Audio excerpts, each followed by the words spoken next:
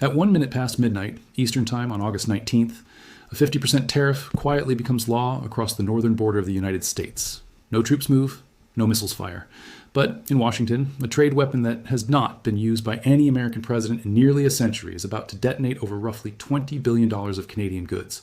Wine, cheese, pickup trucks, even hockey sticks. And as the clock ticks down, the two neighboring capitals, Washington and Ottawa, are locked in what one Canadian official has bluntly called an impasse. This is the story of how a dispute over milk quotas and liquor store shelves turned into one of the most legally unusual trade actions in modern American history. And why, whether or not a last-minute deal is struck, the fallout is going to be felt on both sides of the border for years. To understand why this moment matters, you have to go back further than most headlines will take you. The current confrontation between Washington and Ottawa did not begin this summer.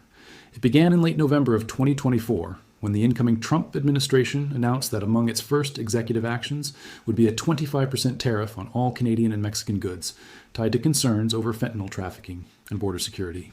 That announcement set off more than a year of escalating measures, retreats, and renewed threats between the two countries, a rhythm that has defined the entire relationship since. Canada responded the way most trading partners eventually learned not to. It retaliated. Provincial liquor boards across the country, including Ontario's LCBO and Nova Scotia's Provincial Liquor Corporation, pulled American alcohol off their shelves entirely. Some provinces canceled contracts with American companies. Cobequid Pass, a toll route in Nova Scotia, doubled its rates for commercial vehicles coming from the United States. It was largely symbolic in scale, but it was sustained, and according to the White House, the persistence is exactly what set Canada apart from almost every other American trading partner. As a White House fact sheet put it directly, over the past year and a half, only two countries chose to retaliate against President Trump's tariffs rather than negotiate a deal with the United States, the People's Republic of China, and Canada. That single distinction, retaliation instead of negotiation, became the administration's central justification for everything that followed. Through 2025, the legal tools kept shifting. The administration first leaned heavily on the International Emergency Economic Powers Act, or IEEPA, to justify sweeping tariffs across dozens of countries, Canada included. It was fast, flexible, and required no congressional sign-off. But that flexibility came to an abrupt legal end in February of 2026 when the U.S. Supreme Court ruled that IEPA did not grant the president authority to impose broad import duties unilaterally, as SCOTUS blog reported at the time. That ruling eliminated the administration's most convenient tariff tool overnight, and it forced a scramble inside the government for a replacement. The first replacement was Section 122 of the Trade Act of 1974. A temporary 10% across-the-board tariff authority, capped at 150 days unless Congress extended it, and one that largely exempted goods compliant with the United States-Mexico-Canada Agreement, or USMCA. Those temporary tariffs have already expired. Alongside them, the administration accelerated a series of Section 301 investigations, the same authority used to justify tariffs on Brazil and forced labor-related measures targeting Canadian goods. But Section 301 is slow. It requires formal investigations, consultations, and findings before any tariff can be imposed.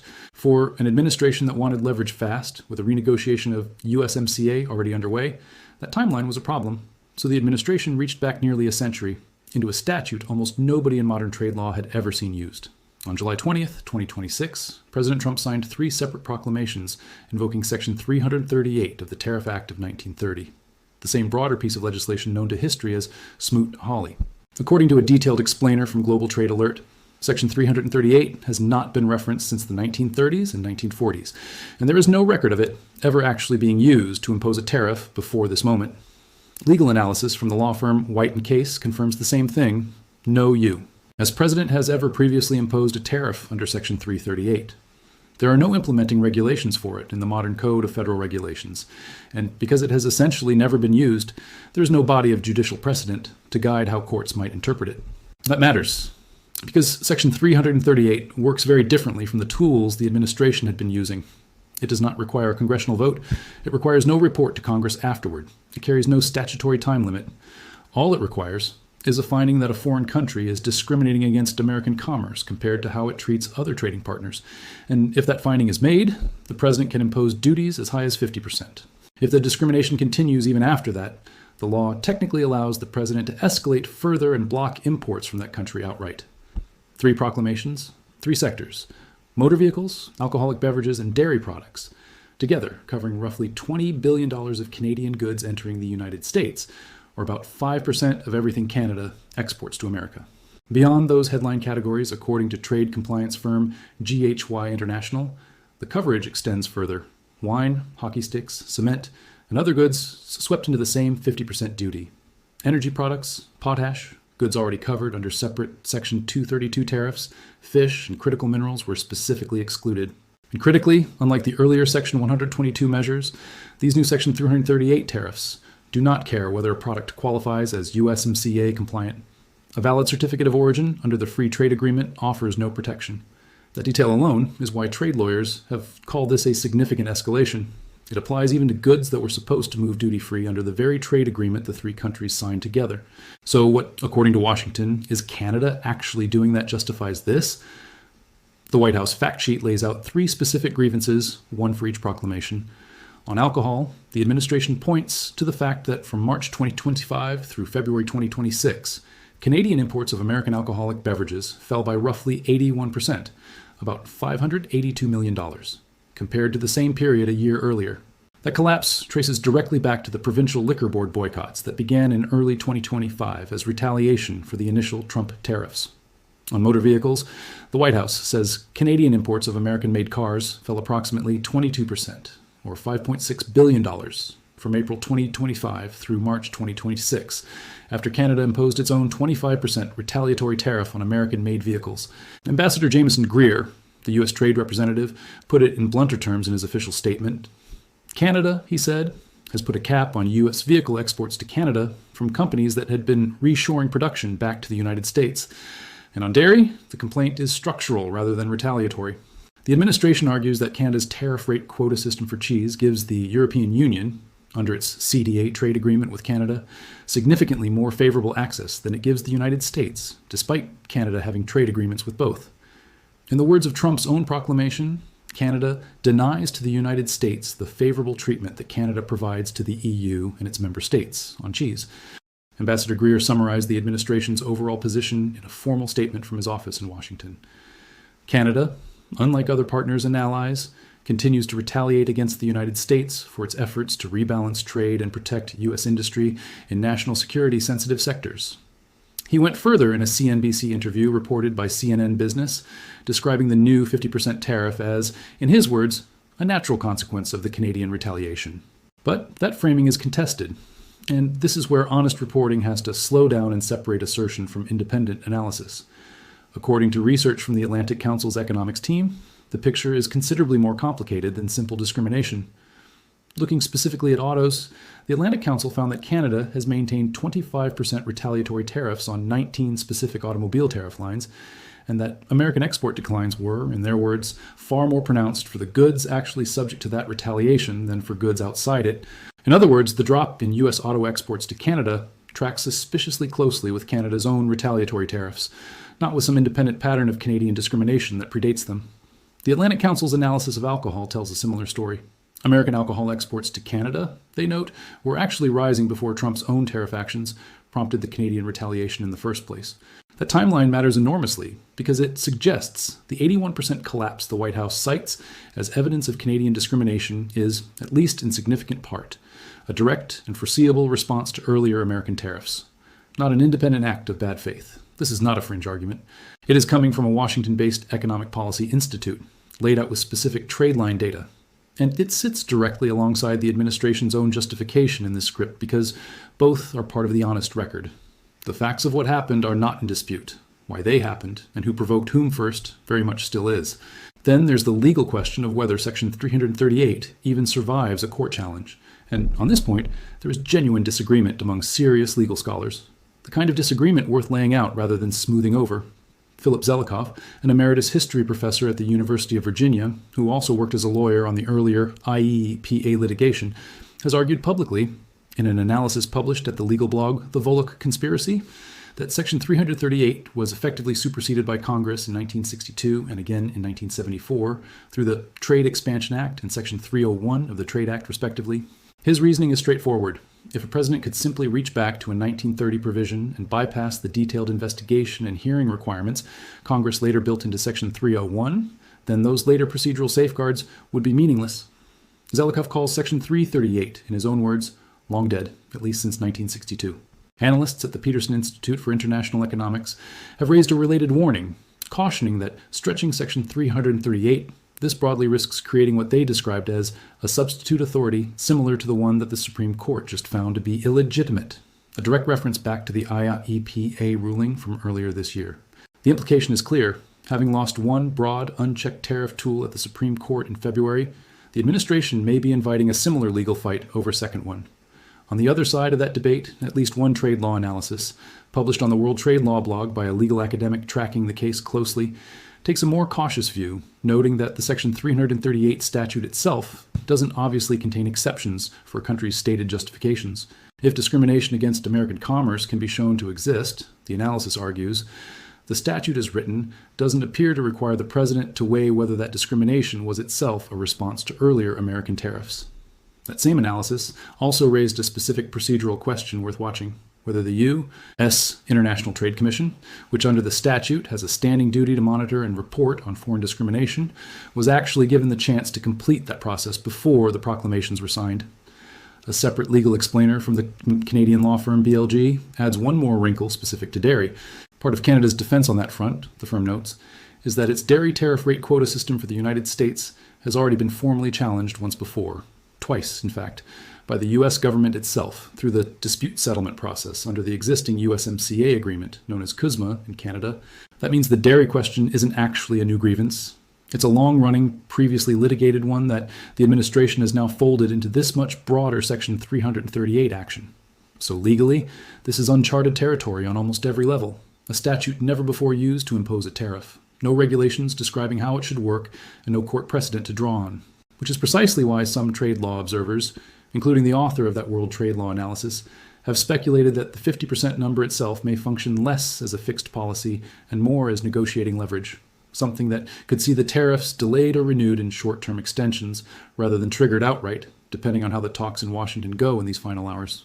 And those talks, as of this recording, remain very much unresolved. According to CBC News, reporting from Washington in the days leading up to the deadline, Canadian and American negotiators held a flurry of meetings over the final 3 weeks before August 19th, and the two countries remained, in the network's own words, at an impasse heading into the home stretch. Lana Payne, national president of the Canadian Union Unifor and a member of Prime Minister Mark Carney's own advisory committee on Canada, U.S. Economic Relations, put the domestic political pressure in blunt terms. Speaking to reporters, she said Trump is missing the fact that his auto tariffs hurt U.S. companies, and added, "We can't afford to give any more concessions here, and we need a good deal. And that means we've got to grind it out until the very end." The Washington Post, reporting in the pre-dawn hours of August 18th, described United States Trade Representative Jameson Greer leaving the Department of Commerce following a meeting with Canadian officials, a meeting happening quite literally in the final hours before the deadline. The broader relationship, the Post noted, has already been strained by President Trump's own repeated comments about making Canada the 51st American state, comments that Carney has publicly laughed off, even while acknowledging the seriousness of the trade fight itself. "We are in the middle of a tariff war with the Americans," Carney said at one point, according to reporting from the Hill. Bloomberg's reporting adds a specific and very practical detail about why these talks have stalled. Automotive sector rules. According to Bloomberg, with less than 36 hours to go before the new tariffs were set to kick in, rules governing the auto sector were proving to be a major obstacle in the negotiations. A technical sticking point serious enough to threaten the entire deal, according to people familiar with the discussions. The Globe and Mail, drawing on multiple sources close to the talks, reported that Canada's top negotiator directly told her American counterparts that if the August 19th tariffs go into effect, they could halt the broader trade talks altogether, and that if the tariffs are imposed, the Canadian government would be forced by domestic political pressure to retaliate. According to those same sources, American officials in Washington acknowledged the political difficulty this would create in Canada, but remained cautiously optimistic that a deal could still be reached by the deadline. The obstacle, several sources indicated, isn't necessarily agreeing on paper. It's whether Canadian negotiators believe they can actually sell whatever agreement is reached to the Canadian public and to the country's provinces, several of which would bear the brunt of the tariffs directly. Ontario, British Columbia, and Quebec were all specifically named as the provinces facing the most direct industrial exposure.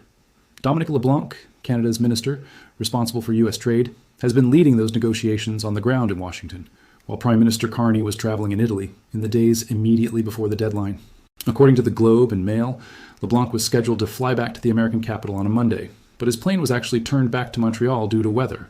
A small, almost absurd detail that nonetheless underscores just how compressed this final negotiating window has been.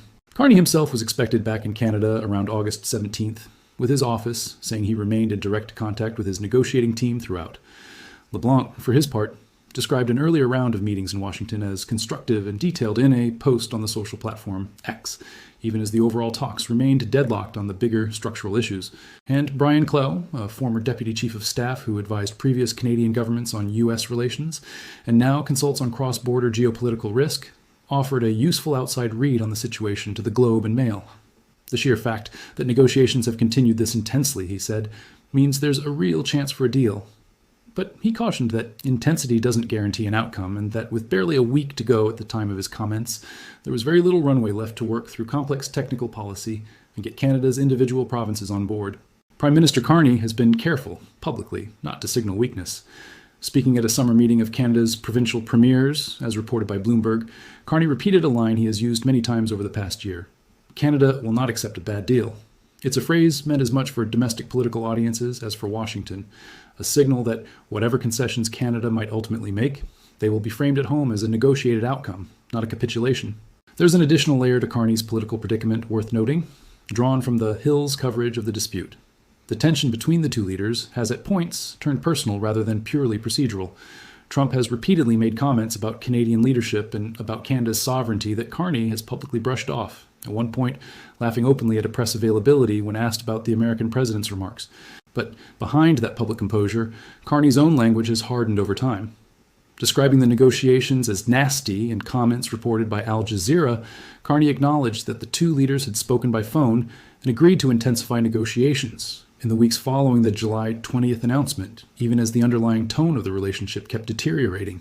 That combination, a leader publicly minimizing personal insults while privately racing to close a deal before a hard deadline, is its own kind of political tightrope, and it's one Bloomberg's own reporting specifically framed as the central challenge of Carney's summer. Meanwhile, on the American side, the framing has been just as consistent, if pointed in the opposite direction. The Canadian Chamber of Commerce, reacting when the tariffs were first announced back in July, pushed for what its president and CEO, Candice Lang, called an off-ramp to avoid the tariffs taking effect at all. While this is a regrettable escalation by the U.S. administration, we now have 30 days, Lang said at the time. Both sides need to use this window to make meaningful progress in advancing formal talks. That 30-day window is now down to hours. Before we get to the economic stakes, it helps to understand just how much these three new proclamations are stacking on top of an already crowded pile of tariffs between the two countries. This is not the first duty Canadian exporters have had to absorb over the past year and a half. According to the Globe and Mail's reporting, the U.S. president has already imposed tariffs of 50% on steel and aluminum, 25% on autos outside of this new action, 10% on lumber, and 25% on wooden furniture, all under a separate authority, Section 232 of the Trade Expansion Act of 1962. Industry analysis from Doane Grant Thornton adds further detail here. The U.S. Commerce Department has significantly broadened its steel and aluminum tariffs on Canada, expanding them to cover 407 separate product categories, including household appliances, railcars, electric vehicle parts, wind turbine components, and mobile cranes. Separately, starting in mid-October, timber and lumber products were set to face an additional 10% duty, with kitchen cabinets, vanities, and upholstered furniture taxed at 25% under that same Section 232 authority. In response, the Canadian federal government pledged $1.2 billion specifically to support its domestic lumber industry. What makes the picture even more complicated is that Canada, for its part, had already been walking back many of its own counter-tariffs in the months leading up to this latest escalation. According to that same Doane Grant Thornton analysis, the Canadian government lifted most of its retaliatory tariffs on American goods earlier this year, beyond what had initially been communicated publicly. A published order in council confirmed that, apart from steel, aluminum, and automotive products, Canada's counter-tariffs had been removed entirely, including on goods that fell outside the USMCA framework altogether. Prime Minister Carney explained that decision at the time by saying that removing tariffs on USMCA-compliant imports would help advance the broader trade talks ahead of this year's formal review of the agreement. In other words, heading into this specific confrontation over dairy, alcohol, and autos, Canada had already been de-escalating on nearly every other front, which is part of why the new 50% Section 338 tariffs landed as such a surprise to Canadian officials and business groups alike. The domestic political stakes inside Canada are also worth spelling out in more concrete terms, because they help explain why Ottawa has been so resistant to simply absorbing these tariffs without a fight. The Canadian Federation of Independent Business, in its ongoing tracking of the trade dispute, has documented a long list of provincial-level countermeasures that stretch back to early last year, well before this summer's escalation. Nova Scotia doubled toll rates at Cobequid Pass, specifically for commercial vehicles coming from the United States. The Northwest Territories halted its Liquor and Cannabis Commission's purchases of American goods entirely. Ontario canceled a $100 million government contract with Elon Musk's Starlink. Multiple provinces set aside dedicated contingency funds, in some cases in the hundreds of millions of dollars, specifically to help local businesses absorb the economic shock of the trade war. None of that is abstract policy. It's the accumulated, provable record of just how deep this dispute had already reached into the Canadian economy before the Section 338 proclamations were ever signed. The auto sector deserves particular attention here, since Bloomberg identified it as the single biggest obstacle standing between the two countries, and a deal in these final hours. Global News, in its ongoing coverage of the dispute, has repeatedly featured footage from inside Canadian auto plants, including General Motors' assembly plant in Oshawa, Ontario, where auto workers have been producing vehicles like the Chevrolet Silverado against a backdrop of constantly shifting tariff rules on both sides of the border. Unifor, the union representing many of those workers, has been directly involved in Canada's negotiating strategy through its seat on Prime Minister Carney's own advisory committee, which is part of why Lana Payne's warning that Canada can't afford to give any more concessions carries real weight inside the talks happening in Washington, rather than functioning as outside commentary. It's worth pausing here to talk about what economists on both sides of the border expect if these tariffs do take full effect at midnight in Washington and are not lifted, delayed, or replaced by a negotiated agreement. NBC News, in reporting updated as recently as August 17th, framed the stakes plainly. The new duties would hit close to $20 billion worth of Canadian products headed into the United States, including hockey sticks, certain clothing categories, wines, dairy products, and building materials like cement and plywood. A genuinely wide net, not a narrowly targeted one. And the inflationary risk, according to that same reporting, cuts both directions across the border. Higher import costs on Canadian goods entering America mean higher shelf prices for American consumers already dealing with elevated costs elsewhere in the economy. On the Canadian side, the Canadian government's own published response to earlier rounds of tariffs, archived material from the Department of Finance, makes a similar point. Tariffs disrupt cross-border supply chains that companies on both sides of the border have built over decades. They put jobs at risk in both countries, and they weaken North America's overall competitiveness against the rest of the global economy. One more piece of context helps explain why the administration reached for such an aggressive legal tool in the first place, rather than continuing down the slower Section 301 path it had been using elsewhere. A policy backgrounder from the Conference Board estimates the total economic impact of the 3 July proclamations at approximately $22 billion, once every affected category is counted, not just the headline autos, alcohol, and dairy sectors. That backgrounder also makes a point worth repeating clearly. In each of the 3 cases, autos, alcohol, and dairy, the United States is technically retaliating against actions Canada, or its individual provinces, took in direct response to earlier American tariffs imposed back in 2025. That circular structure, tariff prompting retaliation, prompting counter-tariff, is precisely what makes assigning blame for who started it so difficult. And it's also precisely why outside analysts, like those at the Atlantic Council, have pushed back on the administration's framing of these measures as addressing pre-existing Canadian discrimination, rather than responding to a retaliatory spiral the earlier American tariffs helped create. There's also a broader signal here that extends well past Canada, and CNN Business flagged it directly in its own coverage of the July proclamations.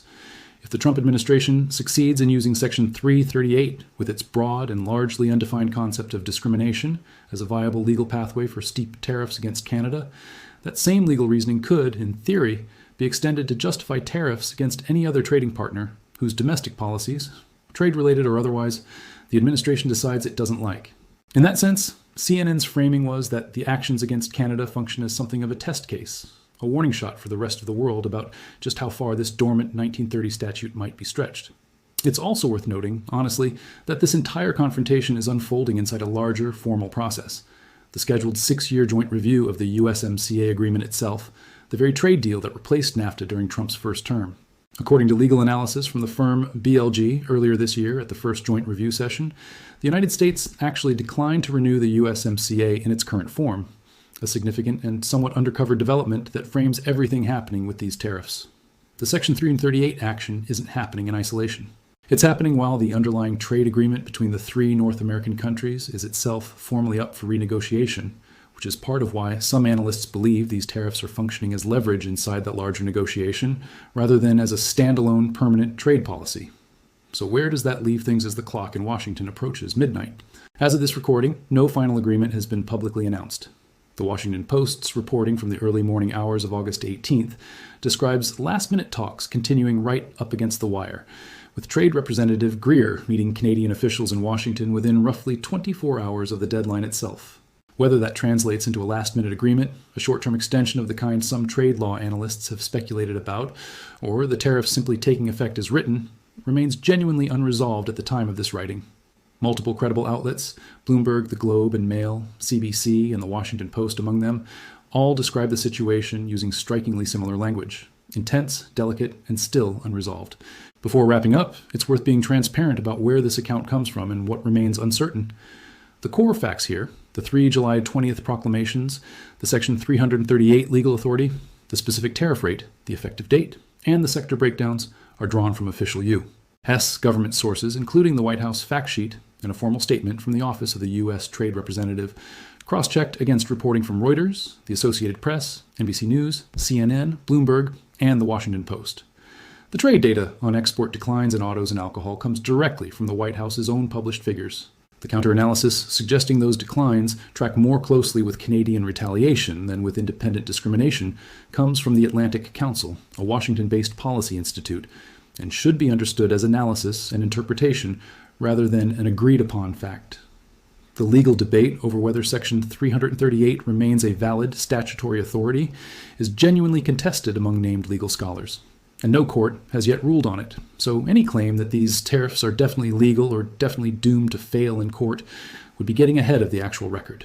Finally, whether a deal is reached before midnight in Washington or the tariffs take effect as scheduled was not resolved at the time this script was finalized, and viewers should check current reporting for the latest outcome. What is clear and verified across every one of these sources is this. For the first time in the history of the Tariff Act of 1930, a sitting American president has used Section 338 to impose tariffs on another country. It's happening against America's largest trading partner to the north. And it's happening at the exact moment the broader trade agreement binding the two countries together is itself up for renegotiation. Whatever happens at midnight, the underlying relationship between Washington and Ottawa is being renegotiated in real time. One proclamation, one liquor shelf, and one auto tariff line at a time. So here's the honest question worth sitting with. When a nearly 100-year-old, never-before-used law becomes the tool of choice for a modern trade war, is that a sign of genuine legal creativity solving a real problem, or a sign that the more established, more accountable tools simply weren't fast enough for the fight the administration wanted to have? Let us know what you think in the comments. Thanks for watching, and we'll see you in the next one.